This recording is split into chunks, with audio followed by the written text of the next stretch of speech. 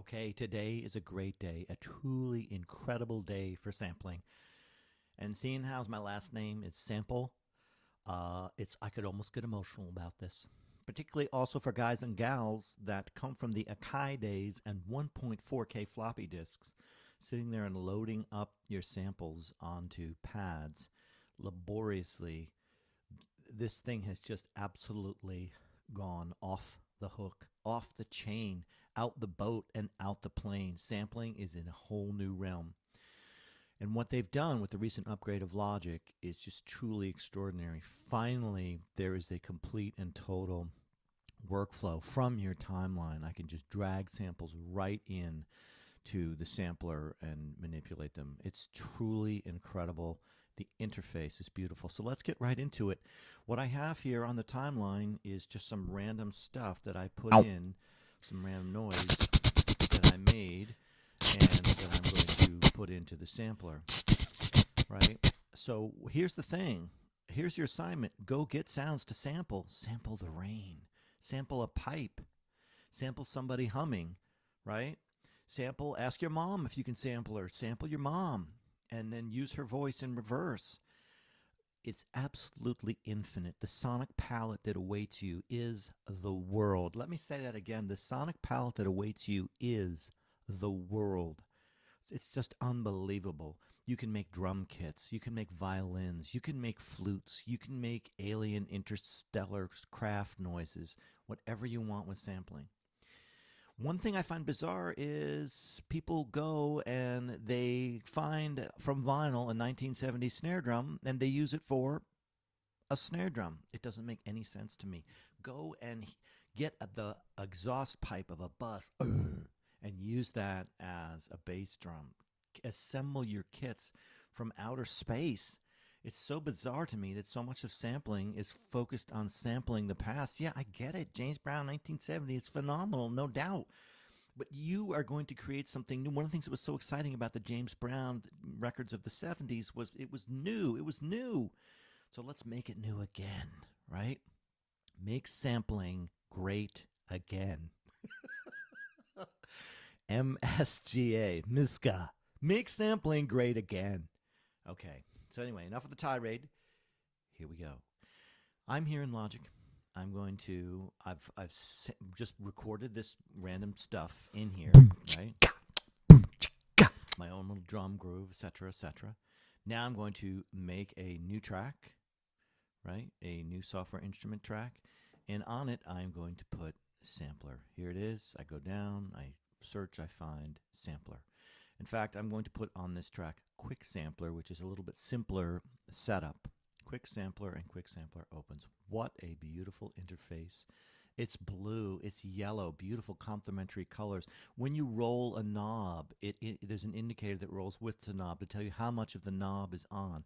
Beautiful, modern, and I must say sort of Native Instruments looking interface. And it's just beautiful, right? So here's the sampler. It's here. It's waiting, right? And here's my timeline. I don't have to export anything out from the timeline. I don't have to do 15 different steps to get this stuff up here into here. The other thing I can do is make my, let's make my audio file up top a little bit larger. I can get right into the audio file right up here. And if this machine would let me do what I want to do, I can make my audio file larger right on the timeline. Do I have to go into a separate audio window? No, I could do it right here. It's amazing and it's beautiful.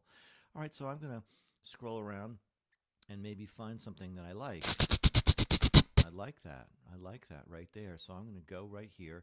Now, the other thing that I'm going to do is I like to do some non-destructive editing and leave this original audio file in case I ever want to get back to anything in its original state.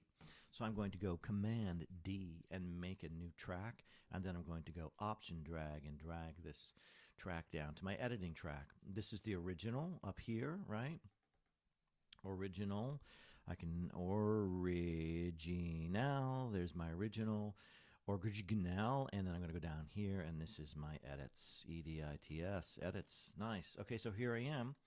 I am going to take this right here, and I'm going to cut it. I'm going to go split by playhead, turn on my menu up at the top. I'm going to find split by playhead, boom, I split it. And now I'm going to move it over a little bit, right? And I'm going to split it again. So easy, so nice. I split by playhead again. Could do the cut command also. Now, this is ready to be dragged into my sampler. I'm going to go into original for now. I'm not going to optimize the tuning and loudness. That has incredible results in terms of loop points and everything else. But right now I'm just going to drag this in. And here is now my sample in here. So I'm going to put go down into my sampler down here. I'm going to press record. Right? And now there's the sound. I'm going to move my start point so I catch it right where I want to. I'm going to play it higher up on the keyboard. Right? And here is the sound.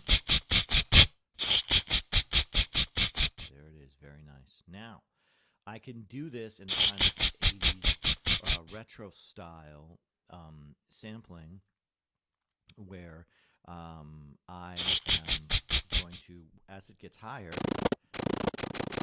right, it'll get faster and the pitch will get higher. Both the pitch and the duration will change. Both pitch and duration will change. Right, so I have these cool sounds up high. Bring it down low, it sounds different. How much fun can I have with that? Let's put some plate reverb on that and thicken it a little bit. I'm going to go down into my reverberation down here, Spacey Designer. Going to get up into my small spaces and put on a plate reverb, drum plate, why not? A little depth. I mean, how much fun is that? Is that funner than just sampling a kit from the past and digging up a grave? We don't dig up old bodies and make them walk around, do we? I guess we do in zombie movies. Check it out. This is all new. This is fresh. This is you. Oh, my goodness. What fun can we have? All right, so check it out. This is our retro sort of 80s style pitch and duration. Right? If I go even lower, so cool. If I go higher, I can build my whole thing out of this. Oh my goodness. All right, so there's that. All right, but the other thing that Logic has done, under pressure from Ableton, they have fixed their flex and their ability to change pitch, their, what is it called in Ableton? Their stretch capacity, or their flex. So I turn on flex, and now what's going to happen is pitch but not duration will change. Let me say it again. Pitch but not duration will change.